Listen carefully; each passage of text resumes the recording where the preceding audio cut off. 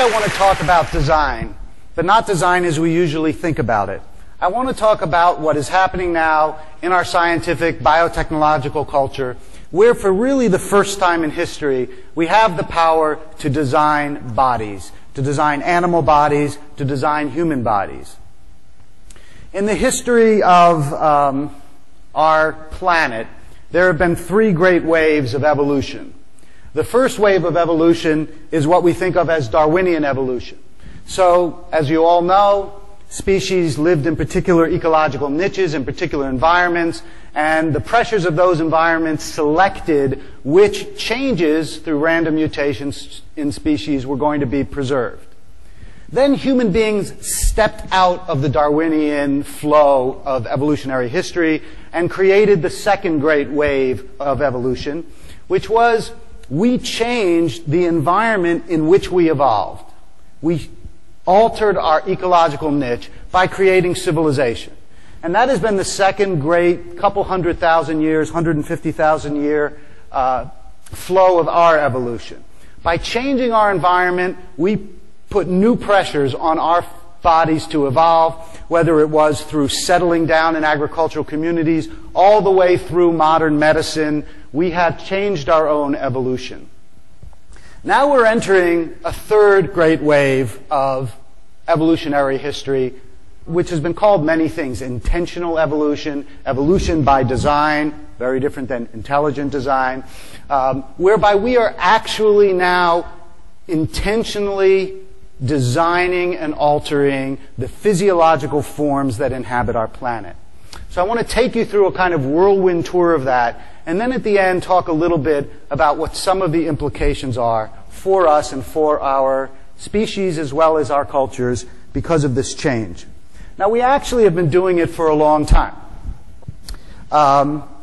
We started selectively breeding animals many thousands of years ago. And if you think of dogs, for example, dogs are now intentionally designed creatures. There isn't a dog on this earth that's a natural creature. Dogs are the result of selectively breeding traits that we like. But we had to do it the hard way in the old days by choosing offspring that looked a particular way and then breeding them. We don't have to do it that way anymore. This is a beefalo. A beefalo is a buffalo cattle hybrid. And they are now making them, and someday, perhaps pretty soon, you will have beefalo patties in your local supermarket. This is a geep, a goat-sheep hybrid. The scientists that made this cute little creature ended up slaughtering it and eating it afterwards. I think they said it tastes like chicken. This is a kama. A kama is a camel-llama hybrid, created to try to get the hardiness of a camel with some of the personality traits of a llama. And they are now using these in certain cultures. Then there's the liger. This is the largest cat in the world, the lion-tiger hybrid. It's bigger than a tiger. And in the case of the liger, there actually have been one or two that have been seen in the wild. But these were created by scientists using both selective breeding and genetic technology. And then finally, everybody's favorite, the zorse. None of this is photoshopped. These are real creatures. And so one of the things we have been doing is using genetic enhancement or genetic manipulation of sort of normal selective breeding pushed a little bit through genetics. And if that were all this was about, then it would be an interesting thing. But something much more powerful is happening now. These are normal mammalian cells, genetically engineered with a bioluminescent gene taken out of deep-sea jellyfish. We all know that some deep-sea creatures glow. Well, they've now taken that gene, that bioluminescent gene, and put it into mammal cells. These are normal cells, and what you see here is these cells glowing in the dark under certain wavelengths of light. Once they could do that with cells, they could do it with organisms. So they did it with mouse pups, kittens. And by the way, the reason the kittens here are orange and these are green is because that's a bioluminescent gene from coral, while this is from jellyfish. They did it with pigs. They did it with puppies. And in fact, they did it with monkeys. And if you can do it with monkeys, though the great leap in trying to genetically manipulate is actually between monkeys and apes, if they can do it in monkeys, they can probably figure out how to do it in apes, which means they can do it in human beings. In other words, it is theoretically possible that before too long, we will be biotechnologically capable of creating human beings that glow in the dark. Be easier to find us at night.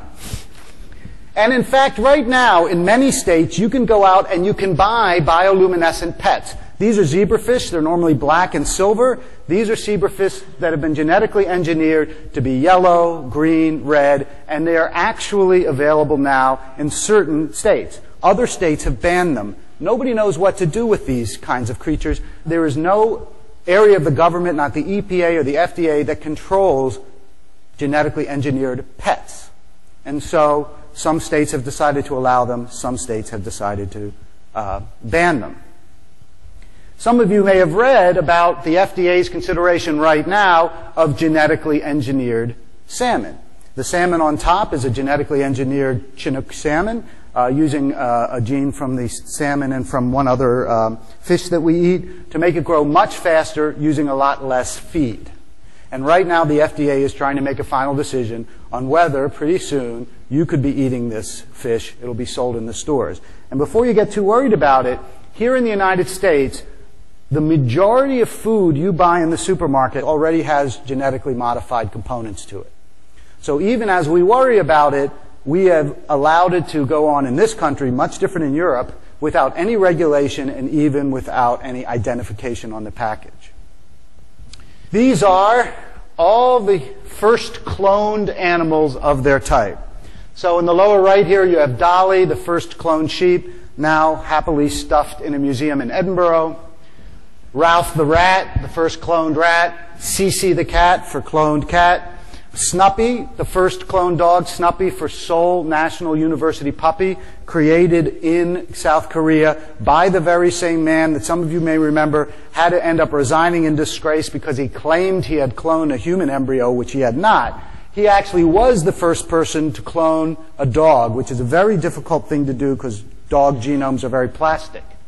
This is Promedia, the first cloned horse. It's a Haflinger horse cloned in Italy, a real gold ring of cloning because there are many horses that win important races who are geldings.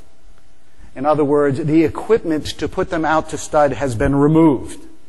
But if you can clone that horse, you can have both the advantage of having a gelding run in the race and his identical genetic duplicate can then be put out to stud.